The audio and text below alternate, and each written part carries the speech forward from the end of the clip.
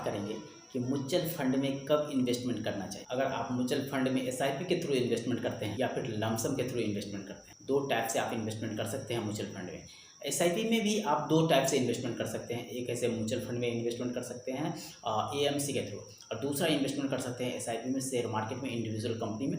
Share market में किसी भी डीमेट अकाउंट खुलवाते हैं आप, वहाँ पे इन्वेस्टमेंट कर सकते हैं किसी भी इंडिविजुअल कंपनी से। तो दो टाइप से आप ऐसे एसआईपी में इन्वेस्टमेंट कर सकते हैं, बट रिस्क से ज़्यादा होता है अगर आप इंडिविजुअल में इन्वेस्टमेंट करते हैं। तो चलिए हम बात करते हैं म्यूचुअल फंड में कब इन्वेस्टमेंट करना चाहिए। म्यूचुअल फंड में इन्वेस्टमेंट करने के लिए कोई टाइम डिसाइड नहीं किया गया है। आप म्यूचुअल फंड में कभी भी इन्वेस्टमेंट कर सकते हैं, बट यहाँ पर ध्यान देने वाली दो चीज़ है दोस्तों।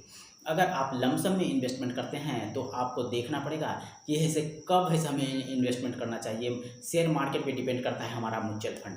तो जब शेयर मार्केट ऐसे थोड़ा सा डाउनफॉल चला जाए, तब उस समय आप ऐसे 1 लाख 2 लाख रुपये 5 लाख रुपये अगर एक बार में ऐसे लमसम के थ्रू इन्वेस्टमेंट करना चाहते हैं, तो आप उस समय से इन्वेस्टमेंट करते हैं। तो आपको ऐसे जब ऐसे शेयर मार्केट डाउन रहेगा, म्यूचुअल फंड मार्केट भी ऐसे हमारा डाउन रहेगा, मतलब हमारा जो एनएवी का जो प्राइस होगा वो भी ऐसे डाउन चला जाएगा। अगर आप इन्वेस्टमेंट कर रखे होंगे कहीं भी, तो आप देखे होंगे जब भी हमारा शेयर मार्केट ऐसे अप होता है तो हमें मैक्सिमम यूनिट ज़्यादा प्राइस पे हमें एक एनएवी में एक यूनिट मिलते हैं।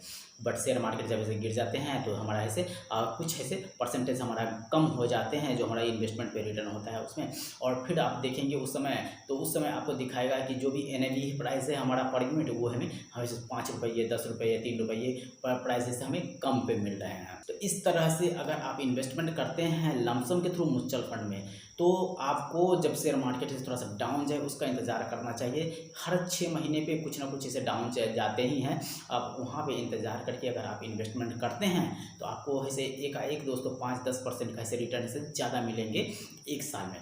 अगर आप एक साल में पहले साल अगर आपको ऐसे 5% 10% रिटर्न अगर ज़्यादा मिलता है, तो अगर आप वहाँ पे कंपाउंडिंग इंटरेस्ट से जोड़ते हैं दोस्तों, तो 25 साल के बाद अगर आप देखेंगे तो करोड़ों का फंड ऐसे तैयार हो चुके हैं दोस्तों। आप बिलीव नहीं करोगे कि आपको ऐसे कम से कम 25-30 लाख रुपया ऐसे ज़्यादा ऐसे मिलने वाले हैं। अगर हम बात करते हैं एसआईपी के थ्रू इन्वेस्टमेंट करते हैं तब हम क्या करें। तो एसआईपी के थ्रू इन्वेस्टमेंट करते हैं तो आप कभी भी इन्वेस्टमेंट कर सकते हैं, जब मार्केट अप रहे या फिर डाउन रहे कोई फर्क नहीं पड़ता है। क्योंकि जब मार्केट ऐसे अप रहेंगे उस समय अगर आप इन्वेस्टमेंट करते हैं तो उस समय आपको ऐसे पर यूनिट प्राइस से ज़्यादा मिलेंगे। बट अगर जब मार्केट से गिर जाएंगे उस समय आपको पर यूनिट प्राइस से कम मिलेंगे।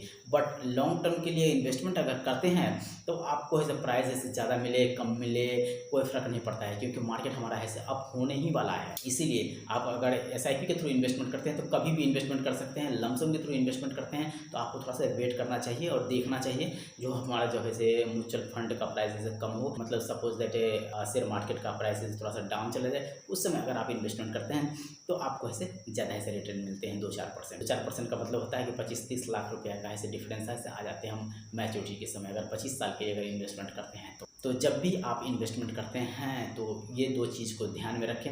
तीसरा नंबर कि अगर आप ऐसे इंडिविजुअल कंपनी में इन्वेस्टमेंट करना चाहते हैं एसआईपी में, तो वहाँ भी आप इन्वेस्टमेंट कर सकते हैं। बट मैंने एक सेपरेट वीडियो में बना के अपलोड कर रखा हूँ। ये जब भी आप इन्वेस्टमेंट करते हैं 5 कंपनी 10 कंपनी ऐसा आप ऐसे चूज कर लें और उस कंपनी में एक सर्किल बना ले दोस्तों कि जनवरी में इस कंपनी में 500 रुपये इन्वेस्टमेंट करना है, 1000 रुपये, जितना आप इन्वेस्टमेंट करना चाहते हैं उतना रुपया ऐसे जनवरी में इस कंपनी में, फरवरी में, मार्च में, अप्रैल में, मतलब 10 कंपनी में इन्वेस्टमेंट करना चाहते हैं तो एक राउंड की तरह से बना ले और उसमें इन्वेस्टमेंट कर लें।